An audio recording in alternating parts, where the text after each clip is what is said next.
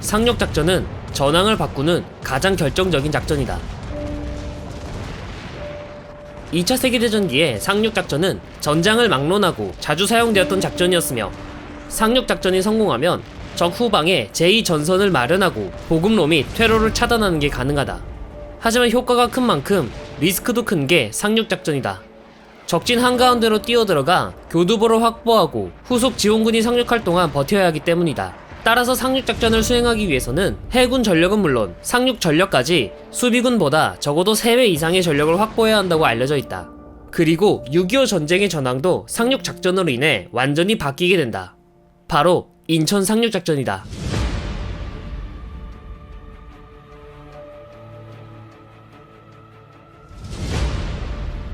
(1950년 8월) 대한민국은 일촉즉발의 위기였다.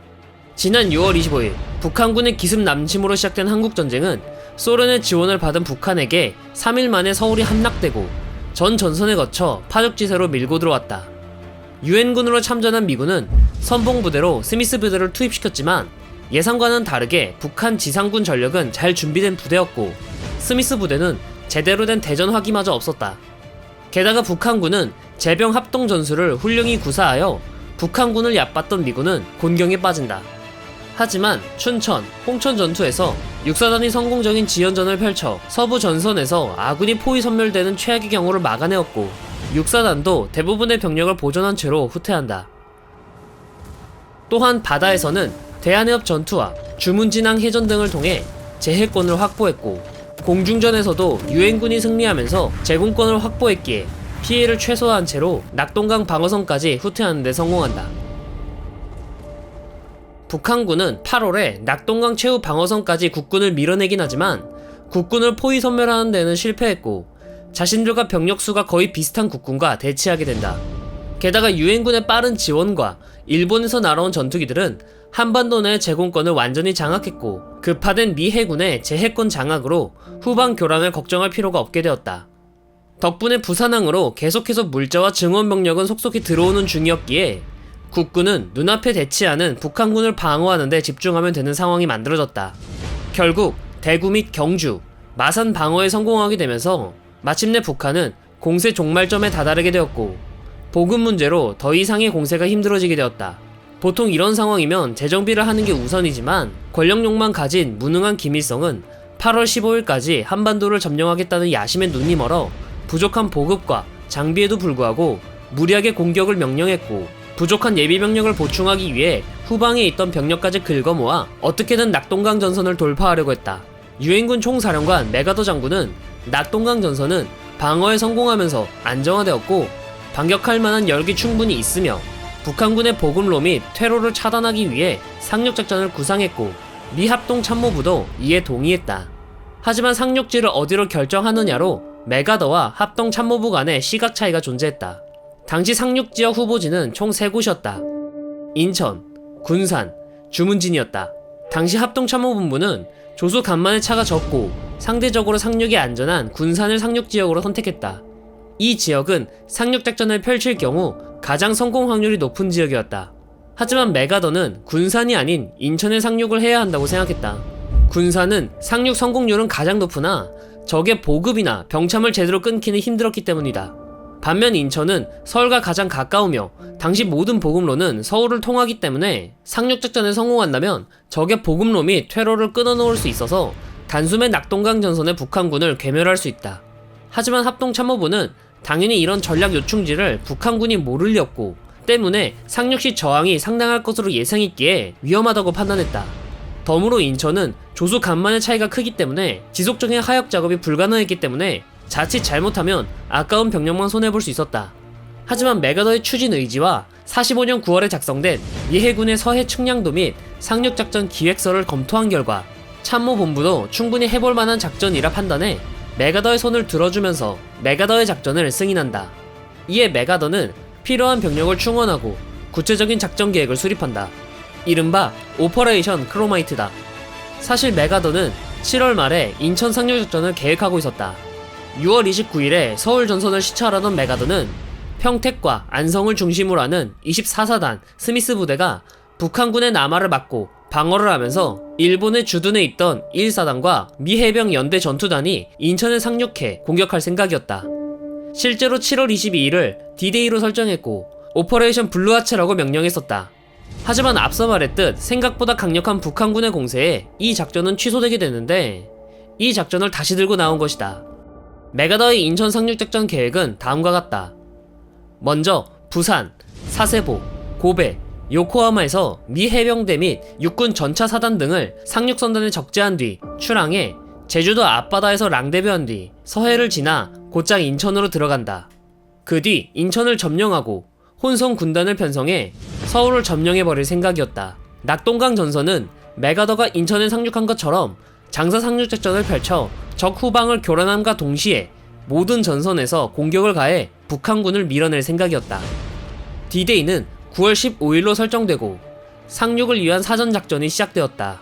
상륙지인 인천에 지속적인 공습을 가하는 건 물론이고 미 항공모함에서 출격한 콜세어가 남포에 폭격을 가하고 군산에서 미영 혼성 기습부대가 군산의 상륙 기습을 시도하여 가벼운 교전을 실행해 군산에 침투하였다는 사실을 북한군 측에 의도적으로 노출한 뒤 철수하였다. 그리고 상륙 이틀 전에 삼척시 일대에 미주리함을 동원한 함포 사격을 가하여 해안선에 있는 북한군 토치카 및 진지를 박살내며 상륙을 위한 준비작전이란 듯 위장하였다. 그리고 마침내 D-Day가 찾아온다. 인천 상륙작전에서 상륙지점은 3곳이었다. 월미도, 그린비치에 상륙하는 미 해병대 5연대 3대대, 월미도 기준 북쪽 레드비치에 상륙하는 제5연대 1, 2대대 및 한국해병대, 그리고 월미도 기준 남쪽 블루비치에 상륙하는 미 해병대 1연대였다. 상륙을 지원하는 미 해군은 7함대 예하 임무부대를 편성하였고 상륙 지원 및 상륙 부대인 TF9의 4개군과 항공 지원을 위한 TF7의 3개군으로 나누어져 있었다. TF7은 목표 상륙 지점인 인천 주변에서 상륙부대의 안전을 확보하기 위해 예하 TF77 경항공 부대가 덕적도 및 영흥도에 있는 해안부대 및 어뢰정 등을 침몰시킨다. 이때 TF9 미 해군 상륙부대는 덕적도와 자월도 사이에 해협을 지나 월미도로 진입하는 루트를 선택한다. 인천의 만조 시간은 약 9시였으므로 오전 6시에 그린비치에 첫 상륙 후 다음 만조 시간에 맞춰 레드비치와 블루비치에서는 오후 5시 30분에 상륙하기로 한다. 1950년 9월 15일 인천 주변 해역의 위협을 제거한 미 해군은 본격적인 상륙작전을 개시한다. 오전 2시 45분 상륙지원 함대에서 월미도를 향해 포격을 시작하고 오전 4시 54분부터 항공모함에서 콜세어가 이륙해 상륙할 해변을 공습하면서 해병대의 길을 뚫어준다. 이에 발맞춰 오전 5시 20분 드디어 해병대에게 상륙 명령이 하달되면서 5연대 3대대는 오전 6시 33분에 월미도에 상륙한다. 거센 저항이 예상되었지만 미 해군의 충분한 함포 사격과 공습으로 3대대는 큰 저항에 부딪히지는 않는다. 오전 8시에 동진하는 해병대는 섬 남쪽 끝을 제외한 모든 지역을 점령하기에 이른다. 그리고 10시 45분 둑길 끝부분을 점령하면서 12시 15분 그린비치는 완전히 점령하기에 이른다. 첫 상륙을 순조롭게 마치며 상륙작전에 순풍이 불기 시작한다. 다음은 블루와 레드비치 차례였다. 오후 2시 30분 블루와 레드비치에 순양함들의 포격이 시작된다. 블루 또한 상륙 전 사전에 충분한 제압 사격 및 공습으로 생각보다 큰 저항이 없었다고 한다. 이후 오후 10시까지 블루비치의 교차로 및 언덕과 같은 거점을 확보 및 완전히 점령하게 되면서 이후 육군 병력이 상륙하는 중요한 교두보가 된다. 그린과 블루가 쉽게 장악을 한 데에 비해 레드비치는 그렇지 않았다. 오후 12시부터 지속적인 함포 사격과 공습으로 그린과 블루비치의 북한군을 제압하긴 했지만 레드비치의 경우 여전히 남아있는 토치카에서 해안선을 방어하고 있었다. 오후 5시 4분부터 수륙 양용전차가 상륙을 하면서 레드비치에서의 상륙을 개시한다. 선두중대가 상륙하고 30분 뒤 나머지 해병대 중대가 상륙을 위해 방파제를 돌파 및 공격을 시작한다. 이때 소대장이었던 발도메르 로페즈 중위는 소대 선두로 사대를 타고 방파제 위로 올라간다. 하지만 북한군의 사격으로 발도메르 중위는 가슴과 오른쪽 어깨에 피격당했고 이 충격으로 핀이 빠진 수류탄을 몸 아래로 끌어안아 수류탄 폭발에서 아군을 지켜낸다. 발도메르 중위는 이후 명예훈장을 추서받았다고 한다. 레드비치 또한 수륙 양용 전체와 해병대 그리고 압도적인 화력 지원을 받아 결국 5시 45분 묘지고지 점령 및 8대의 전차 상륙함이 상륙하면서 오후 12시까지 레드비치 점령 및 관측소 고지를 점령한다. 이제 연합군은 상륙 거점을 모두 장악하는 데 성공한다. 그리고 점령한 지역을 통해 해병대 사단의 기갑 장비가 모두 상륙한다. 이제 상륙 부대는 연대가 아닌 사단으로 규모가 확대되게 되며 X군단으로 불리게 된다. 이 X군단은 해병대는 물론 육군과 해군 모두 혼성된 군단으로 인천과 서울을 점령하기 위한 육해군 합동병력이었다. 9월 15일 북한군과의 끈질긴 시가전 끝에 유엔군은 드디어 인천을 수복하였다. 이에 북한군은 인천을 포기하고 서울 방어를 위해 후퇴하게 된다. 이제 X군단은 서울 탈환을 위해 진군하기 시작한다. 9월 17일 X군단은 서울 외곽 지역인 김포에 도착했고 김포공항을 점령, 비행장을 빼앗았다. 이 공항은 매우 상징적인 의미를 가졌다. 기존 낙동강 전선에서는 비행장이 없었기 때문에 항공모함에서 이륙한 함재기나 일본에서 이륙한 항공기로 항공지원을 해주었다. 하지만 드디어 김포공항을 확보하게 되면서 한반도 내에서 사용할 수 있는 공항을 확보하게 된 거다. 그 뒤 9월 20일 유엔군 수색대가 한강을 건너 서울에 침투했고 공방전 끝에 28일에 서울을 탈환하게 되면서 북한군의 보급로를 완전히 끊어놓는다.